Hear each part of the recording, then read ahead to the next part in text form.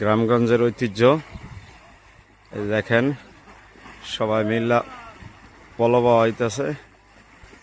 মাছ মনে এখনো পাওয়া যায় নাই।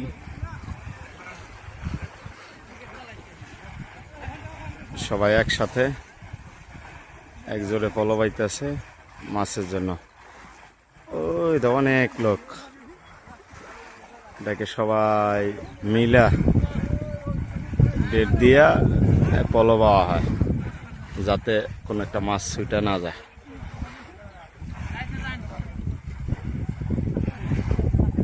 মাছ পাইছেন নাকি আপনারা? আরে দিয়ে ওইটা তো ছোট একটা মাছ, বড় মাছ পাওয়া যায় না এখনো।